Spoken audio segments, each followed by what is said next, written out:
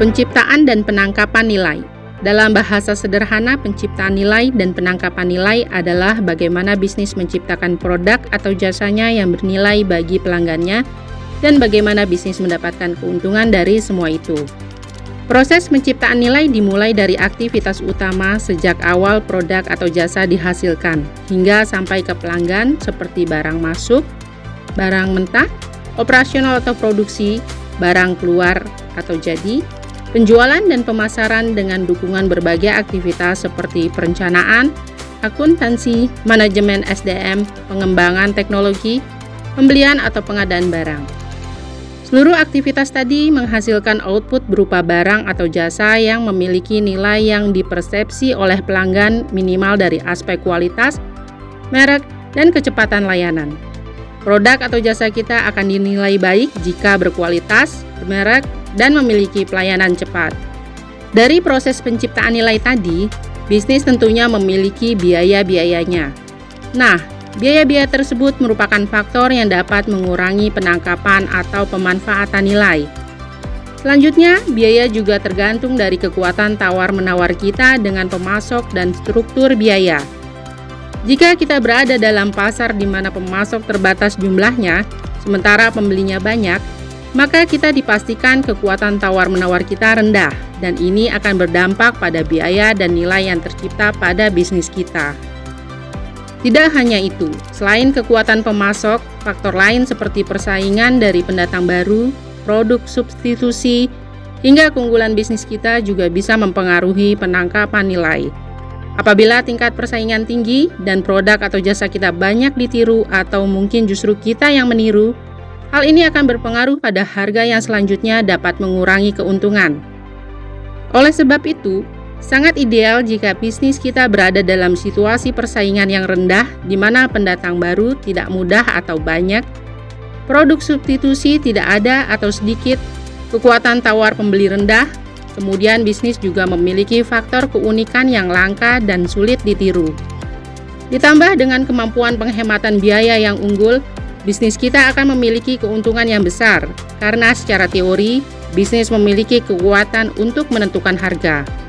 Pertanyaannya, apakah kita memiliki semua pengaruh tadi? Kita akan menetapkan harga tinggi sehingga akan mendapatkan keuntungan sebesar-besarnya? Pertanyaan tadi tentunya tergantung pada orientasi atau niat awal bisnis kita yang terkadang tidak kita sadari. Jika kita bisnis berorientasi keuntungan sebesar-besarnya tanpa menghiraukan pembeli, maka barang atau jasa bisa jadi dijual dengan harga tinggi atau kualitas yang kurang baik. Contohnya, jika pengusaha makanan ingin untung besar, digunakan bahan berkualitas rendah atau bahan berbahaya bagi kesehatan. Sadar atau tidak sadar, sebenarnya bisnis bukan sekedar penciptaan nilai kepada pelanggan dari pelanggan, namun juga nilai kepada Sang Maha Pencipta, penguasa alam semesta. Bisnis yang berorientasi non-duniawi pada dasarnya tidak hanya melihat keuntungan dengan cara yang halal di dunia maupun juga di akhirat, dengan mencari ridho Allah Subhanahu wa Ta'ala.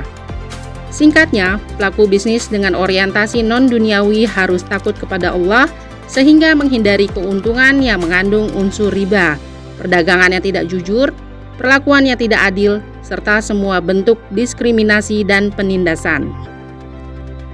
Aspek kualitas, merek, dan kecepatan layanan memang penting dalam penciptaan nilai. Namun ada hal lain yang menjadi dasar bagi pemilik bisnis yang tidak hanya berorientasi duniawi, meski seringkali bertentangan dengan pandangan umum. Berikut ini beberapa cara-cara yang bisa dilakukan. Pertama, dalam bisnis hendaknya bermurah hati. Bermurah hati kepada karyawan, pelanggan, mitra, dan kepada siapapun. Bermurah hati dalam hal ini adalah tidak bersitegang, cara yang ramah, tidak memaksa, tidak menyusahkan, dan senantiasa memberi maaf. Kedua, dalam berbisnis sebaiknya menjauhi sumpah, menjual janji yang berlebihan, atau bahkan tidak dapat ditepati. Ketiga, dalam berbisnis sebaiknya tidak menjual di atas jualan saudaranya, perang harga. Begitu pula sebaliknya, membeli di atas belian saudaranya. Keempat, dalam berbisnis sebaiknya tidak memotong jalur distribusi untuk menimbun barang yang mengakibatkan barang menjadi naik. Kelima, Dalam berbisnis sebaiknya hindari melakukan kecurangan, seperti memanipulasi ukuran atau timbangan. Demikian topik kita kali ini. Semoga bermanfaat. Sampai jumpa lagi rekan. Salam sukses dan sehat selalu.